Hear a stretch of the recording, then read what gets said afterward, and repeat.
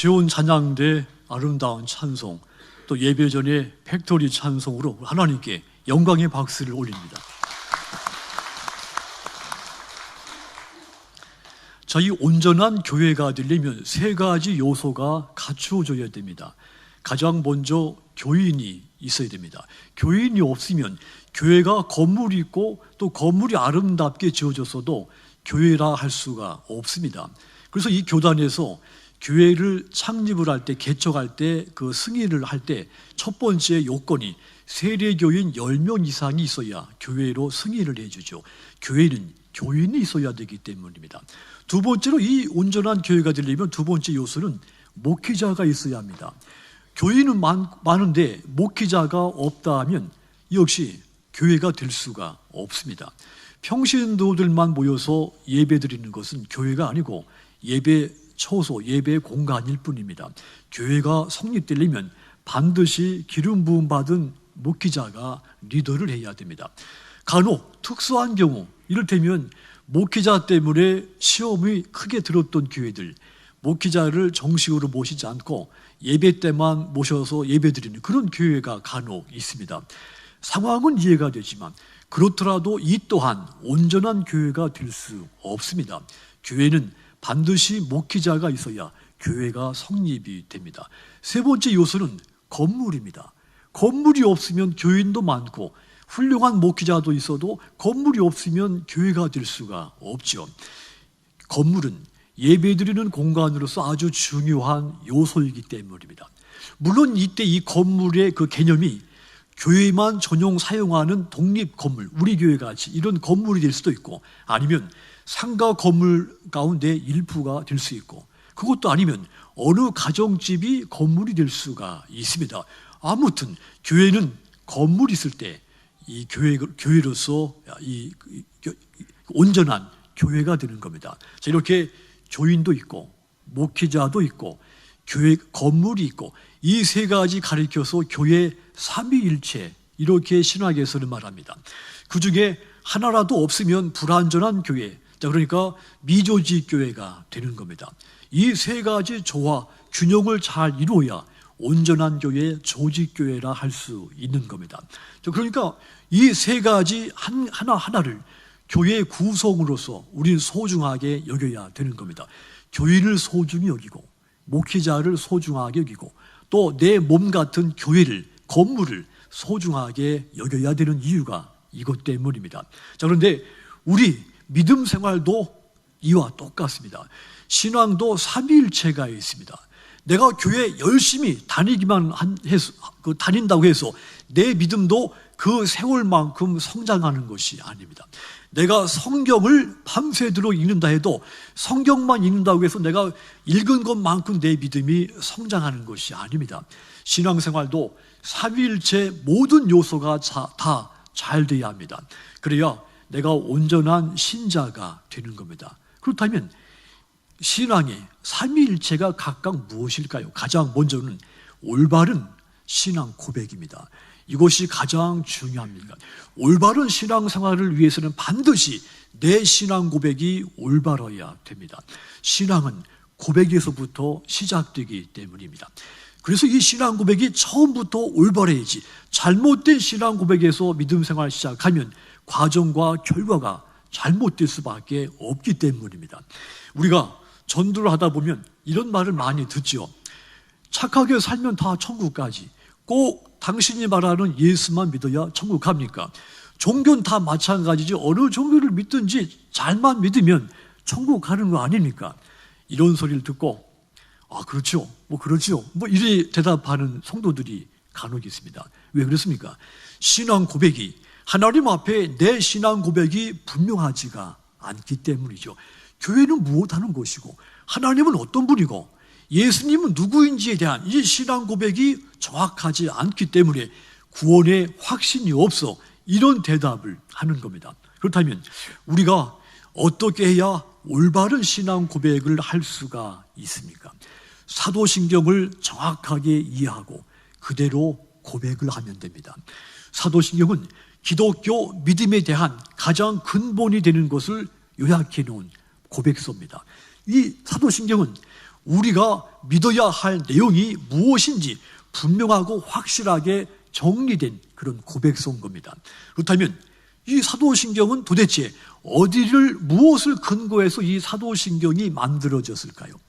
요한복음 11장 27절 보시면 마르다의 신앙 고백이 있습니다. 주는 그리스도시요 세상에 오시는 하나님의 아들입니다. 마르다의 고백입니다.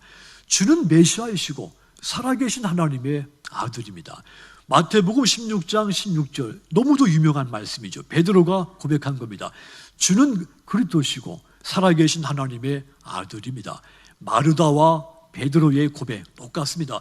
주님은 메시아입니다. 구원자시며 그리스도시고 살아계신 하나님의 아들입니다. 즉 이 사도신경은 마르다와 베드로의 신앙 고백을 기반으로 확대해서 정리한 겁니다. 자, 그러니까 이 사도신경은 성경의 근거에서 가장 핵심이 되는 고백을 정리한 고백서인 겁니다. 이 사도신경이라고 하는 말 자체도 라틴어로 나는 믿습니다 이런 뜻이죠. 사도들의 증언과 성경이 일치하고 그리고 이 교회의 바른 고백인 것을 인정함으로 나는 믿습니다. 이게 사도신경의 이름 뜻입니다. 자, 그러니까 이 사도신경은 기독교의 가장 올바르고 가장 중요한 신앙의 고백서인 겁니다. 그러므로 이 사도신경에 벗어난 그런 고백이나 그런 그 믿음이 있다고 한다면 그는 필경 사입이든지 이단입니다. 사도신경의 신앙 고백만이 우리 기독교에서 유일무이한 신앙의 고백서인 겁니다. 그런데 처음 교회 나오신 분들은 이 사도신경에 대해서 궁금한 것이 많죠. 도대체 이 사도신경은 어떤 고백을 담고 있고 이 내용은 도대체 무엇인지 여러 가지 궁금증이 많습니다. 그런데 알고 보면 아주 단순합니다. 성부 하나님, 성자 예수님, 성령 하나님에 대한 고백입니다. 먼저 첫 번째 내용으로서 성부 하나님은 전능하신 분이어서 온 천지 만물을 창조하셨고 인간을 창조하고 오늘날 나를 창조했고 그리고 통치하시는 분이다. 이것을 믿는 겁니다. 두 번째 내용으로서 성자 예수님은 인간을 멸망해서 죄에서 구원하시기 위해 하나님이 이 땅에 보내신 분이고 십자가에서 죽으셨다가 3일 만에 부활하셨는데 누구든지 그 예수님을 믿어야만 구원을 받는다는 사실을 믿는 고백인 겁니다. 로마서 10장 9절 보시면 쉬운 성경으로 보면 이렇습니다. 만일 여러분의 입으로 예수님은 주님이시다라고 고백하고 또 마음으로 하나님께서 그리스도를 죽은 자 가운데서 다시 살리신 것을 믿으면 여러분은 구원을 얻을 것입니다. 이렇게 되어 있죠. 같은 말씀이 로마서 10장 10절도 보시면 여러분은 마음으로 믿어 의롭다함을 얻으며 입으로 고백하여 구원을 얻습니다. 그렇게 되어 있죠. 한마디로 하나님께서 예수를 죽은 자 가운데서 다시 살리신 것을 믿고 입으로 고백하면 누구든지 구원을 받는다. 이것이 사도신경에서 두 번째 내용, 성자 예수님에 대한 고백을 담은 겁니다. 또 세 번째 내용으로서 성령 하나님은 나를 도와서 내 죄를 끊임없이 깨닫게 하고 그래서 나로 하여금 더 믿음과 경건과 의로운 삶을 살아가도록 도우시는 분이라는 것을 믿는 고백의 내용이 사도신경의 세 번째 내용이죠. 자, 이 세 가지 큰 메시지, 사도신경의 가장 중심이 되는 메시지입니다. 간단히 말하면 성부 하나님의 크신 사랑, 성자 예수님의 구원과 은혜, 성령 하나님의 인도와 도우심을 믿는다는 신앙 고백이 이 사도신경 핵심의 고백인 겁니다. 그러므로 우리가 올바른 신앙생활, 아주 건강한 신앙생활을 하기 위해서는 가장 먼저 사도신경이 바탕이 된 그런 신앙 고백을 하나님 앞에 드려야 되는 겁니다. 이 사도신경의 신앙 위에 내가 분명히 서 있지 못하면 끊임없이 사입이나 이단이나 신흥 종교의 유혹에 넘어가게 됩니다. 그러므로 저와 여러분들의 믿음이, 신앙의 고백이 언제든지 이 사도신경 바탕 위에 선 올바른 신앙 고백이 되시도록 주님의 이름으로 부탁을 드리겠습니다. 하여 어떠한 유혹을 만나도 어떠한 그 신앙 종교의 미혹을 당해도 결코 흔들리지 않고 내 신앙과 내 고백을 지키기를 주님의 이름으로 축원합니다. 두 번째로, 신앙의 두 번째 요소는 올바른 기도입니다. 올바른 신앙 고백이 있고 그 다음에는 올바른 기도가 있어야 됩니다. 신약 성경, 구약 성경에 가장 많이 강조된 것이 기도입니다. 구약 성경 예레미야 29장 7절, 물론 그 외에도 수없이 많은 곳에 기도할 것을 명령했지만 거기도 보면 너희는 내가 사로잡혀 가게 한 그 성읍의 평안을 구하고 그를 위하여 여호와께 기도하라. 성읍의 백성들을 위해서 기도해라. 신약에 와서 예수님도 기도에 대한 많은 명령을 줬습니다. 마태복음 5장 44절 보시면 사람들을 위해서 기도해라. 마태복음 6장 6절도 보면 내 아버지께 기도해라 그랬죠. 마태복음 14장 23절 보시면 예수께서는 기도하러 홀로 산 위에 올라가셨다 그랬죠. 기도할 것을 명령했고 또 주님은 친히 기도하는 삶을 끝까지 사신 겁니다. 마지막은 십자가에 달려 죽으시기 전에도 기도를 하시죠. 마태복음 26장 44절 보시면 그들을 두시고 세 번째 같은 말씀으로 기도하신 후에 사도들도 기도할 것을 끊임없이 권고했습니다. 누가는 사도행전 8장 22절에서 너의 이 악함을 회개하고 주께 기도하라 그랬죠. 이 바울 사도도 데살로니가전서 5장 17절에서 너무도 유명한 말을 했죠. 쉬지 말고 기도해라. 야고보 사도도 야고보서 5장 16절에서 서로 기도하라 권고했죠. 베드로 사도도 베드로전서 4장 7절에서 만물이 마지막에 가까웠으니 그러므로 너희는 정신을 차리고 따라합시다. 근신하여 기도하라. 그 위에도 이 성경 속에는 수없이 기도의 이 권고를 많이 했습니다. 그렇다면 성경이 왜 이렇게 기도를 많이 강조했을까요? 기도는 영혼의 생명이기 때문입니다. 기도하지 않으면 누구든지 그 영혼이 죽습니다. 또 기도는 하나님과의 소통이기 때문입니다. 기도가 없이는 어느 누구도 하나님과 교제할 수 없습니다. 또 기도는 축복의 통로이기 때문입니다. 성경에 기도한 사람들만 하나님으로부터 복을 받아 누렸습니다. 기도하지 않았는데 형통했거나 축복된 삶을 누린 사람은 없습니다. 그러므로 누구든지 기도해야 그의 영혼이 살고 기도해야 하나님과 잘 소통을 하게 되고 기도해야 축복된 삶을 누릴 수가 있게 되는 겁니다. 자, 그런데 문제는 기도를 많이 해야 되는데 올바른 기도를 해야 된다는 이야기입니다. 잘못된 기도는 오히려 기도에서 망하게 되기 때문이죠. 마태복음 6장 5절 보시면 너희는 기도할 때 위식하는 자와 같이 되지 말라. 그들은 사람에게 보이려고 휘당과 큰 거리 어귀에 서서 기도하기를 좋아한다. 내가 진실로 너희에게 이르노니 그들은 자기 상을 이미 받았느니라. 기도를 위식하는 자 같이 하지 말라고 했습니다.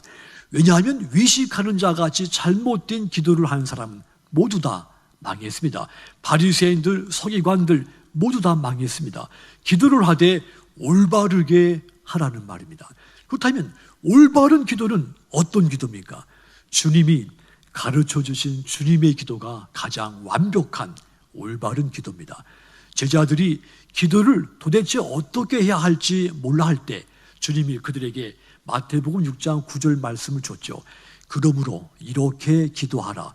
가르쳐 준 것이 주의 기도입니다. 우리가 보통 예배를 마치거나 어떤 모임을 끝날 때 우리 주기도문으로 끝냅시다 그러죠. 실은 본래 주기도문은 마치는 기도가 아닙니다. 모든 기도의 교과서입니다. 모든 기도는 이렇게 하는 것이다 가르쳐준 교본입니다. 즉 주기도문이 가장 완벽하고 올바른 기도의 원형입니다. 그렇다면 올바른 기도를 드리기 위해서는 주님이 가르쳐준 이 주기도문을 끊임없이 카피를 해야 됩니다. 그러면 내가 가장 하나님이 기뻐 받으실 만한 기도자가 될 수 있습니다. 그렇다면 주기도문의 기도 내용은 어떤 것이 들어있을까요? 요약하면 감사가 있습니다. 그 다음에 하나님을 찬송하는 내용이 있죠. 그리고 자신의 죄를 회개하는 내용이 있습니다. 그리고 난 다음에 내가 구하고자 하는 간구의 내용이 있고, 마지막은 결단의 내용이 있습니다. 자, 가장 먼저 하나님 앞에 내 삶을 주시고 내 환경을 주신 하나님께 먼저 감사가 있어야 됩니다. 기도의 첫 번은 감사의 고백이 있어야 됩니다. 그 다음에 나를 이렇게 존재하게 하신 하나님께 영광을 돌리는 찬송이 있어야 되겠고, 그리고 나서 내가 하나님 앞에 용서받아야 할 죄의 고백이 있어야 됩니다. 그리고 나서 내가 간구해야 할 내용들을 구체적으로 하나씩 기도를 해야 됩니다. 여기서 기도가 끝나면 안 됩니다. 마지막 중요한 것은 결단이 있어야 됩니다. 내가 하나님 앞에 이런 삶으로, 이런 믿음의 결단으로 살겠다, 이런 고백이, 결단이 있을 때 주님이 가르쳐 준 기도에 따른 올바른 기도가 되는 겁니다. 이와 같이 주기도문과 같은 형식과 내용을 담아서 기도할 때 가장 올바른 기도를 드릴 수가 있습니다. 그런데 만일 기도하는데 처음부터 마지막까지 물질도 주시고 내 영혼도 평안케 하시고 내가 손대는 일들마다 다 잘되게 해주시고 처음부터 끝까지 이렇게 기도하다가 마친다면 좋은 기도, 올바른 기도가 못 됩니다. 또 기도하는데 처음부터 마지막까지 사탄아 물러가라, 그리고 기도를 마치는 사람도 있습니다. 이런 기도도 올바른 기도가 될 수가 없습니다. 또한 기도를 통해서 누군가를 깨닫게 하고 누군가를 설득하게 하려고 하는 기도도 마찬가지로 올바른 기도가 될 수가 없습니다. 또 어떤 분들은 기도를 하면서 어느 누구에게 재앙을 내려달라고 기도하는 사람도 봤습니다. 이런 기도도 역시 올바른 기도가 될 수 없습니다. 믿음 생활을 건강하고 풍요롭게 하기 위해서는 반드시 올바른 기도가 있어야 됩니다. 그러므로 여러분들의 기도, 언제든지 주님이 가르쳐 주신 이 주기도문에 따른 올바른 기도가 되셔서 날마다 응답받고 날마다 기도 생활에서 은혜가 넘치는 여러분들이 다 되시기를 주님의 이름으로 축원합니다. 기도했는데 내가 기도해서 타인이 상처받고 타인이 실망하게 해서는 안 됩니다. 내가 기도해서 많은 사람들이 위로받고 또한 이 소망을 받게 하는 그런 하나님이 기뻐 받으실 만한 그런 올바른 기도 생활 저와 여러분들이 다 되시기를 다시 한번 주님의 이름으로 축원합니다. 신앙의 세 번째 요소가 있습니다. 올바른 생활이 있어야 됩니다. 올바른 신앙 고백도 있고 올바른 기도도 있는데 생활이 없다면 그의 신앙생활은 건강하지가 못한 겁니다. 오늘 본문 야고보서 이 본문은 한마디로 행함, 실천을 강조한 내용이죠. 믿음이 있다고 하지만 행함이 없다면 무슨 유익이 있겠느냐 그랬습니다. 행함이 없는 믿음은 그 자체가 죽은 믿음이다 그랬죠. 믿음도 중요하지만 그 믿는 행함도 중요하다는 것을 강조한 겁니다. 마태복음 5장 16절에 너희 빛이 사람 앞에 비치게 해서 그들로 너희 착한 행실을 보고 하늘에 계신 너희 아버지께 영광을 돌리게 해라. 빛과 같이 착한 행실로 하나님께 많은 사람들이 영광을 돌리게 만들어라. 한마디로 너희 행실로 하나님 앞에 모범뛴 그런 삶을 살라 이런 말이죠. 또 같은 메시지로 마태복음 5장 13절에서 너희는 세상의 소금이니 소금이 만일 그 맛을 잃으면 무엇으로 짜게 하리요.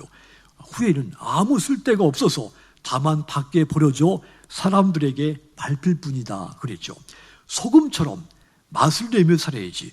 만일은 소금처럼 살면 오히려 타인들에게 쓸모없게 돼가지고 그 조롱과 비판을 받으며 밟히게 된다는 말이죠. 한마디로 너희 행실로, 너희가 믿는 그 행실로 모범을 보이란 말입니다.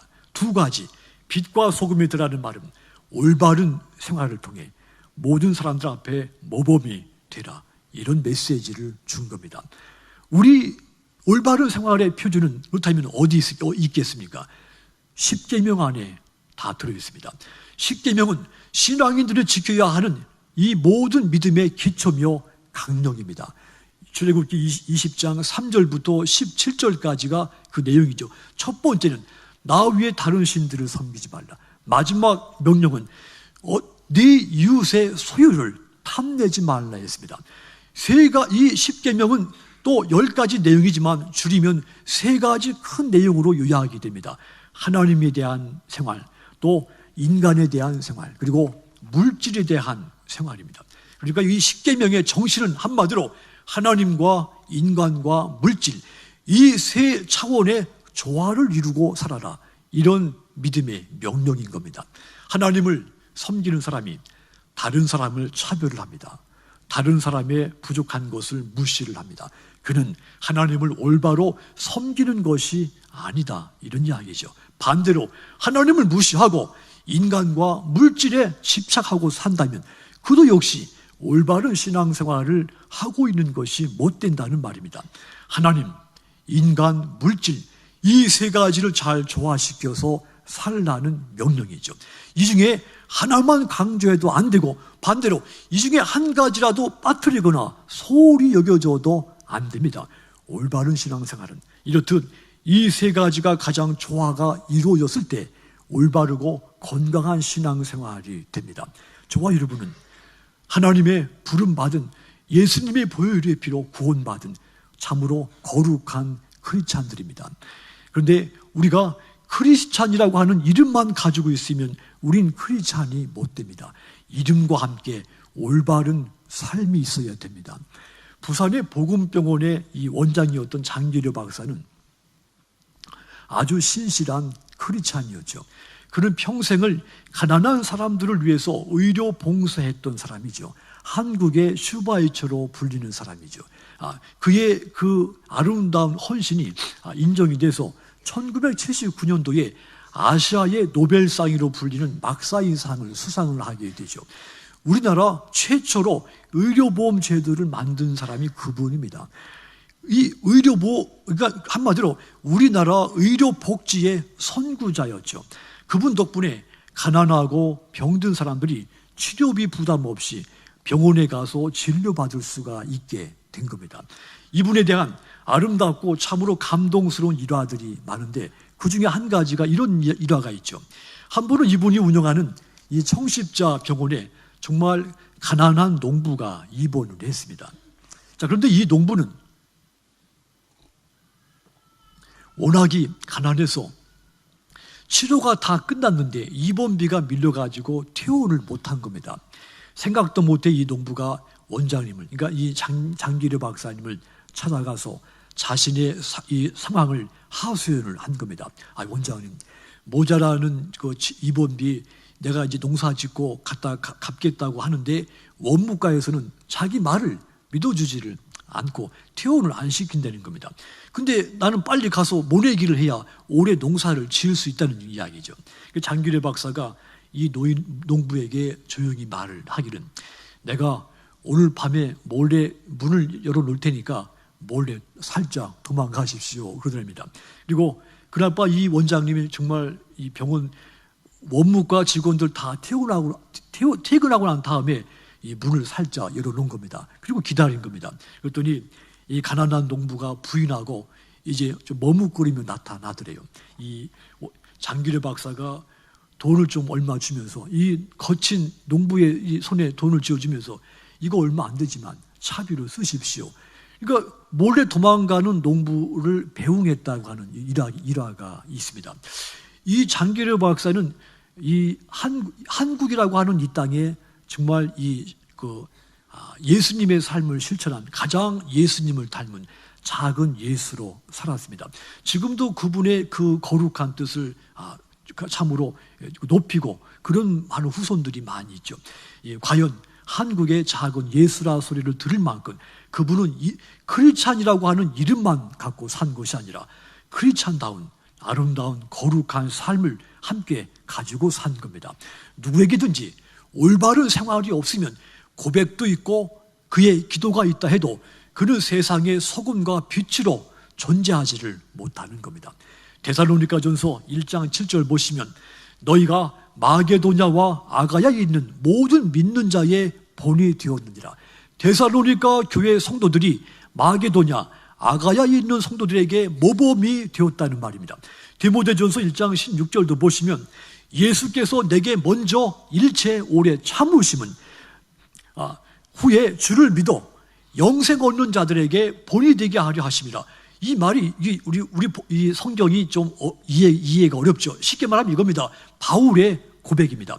예수님이 나를 다른 사람에게 모범이 되라고 먼저 나에게 관용을 베풀어 줬다, 그런 고백인 겁니다. 이 말은 쉽게 말하면 예수님은 모든 크리스찬들에게, 모든 사람에게 본이 되어야 한다는 것을 바울을 통해 가르쳐 주셨다는 이야기입니다.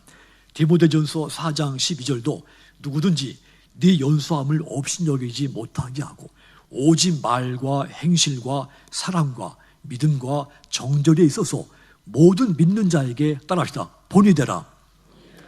너희 말, 너희 행동, 사랑, 너희들의 믿음, 너희들의 순결로 모든 사람들에게 모범이 되게 하라, 명령입니다. 그러니까 예수 믿는 저와 여러분들, 신앙생활, 올바른 건강한 신앙생활을 하기 위해서는 반드시 올바른 삶이 있어야 되는 겁니다.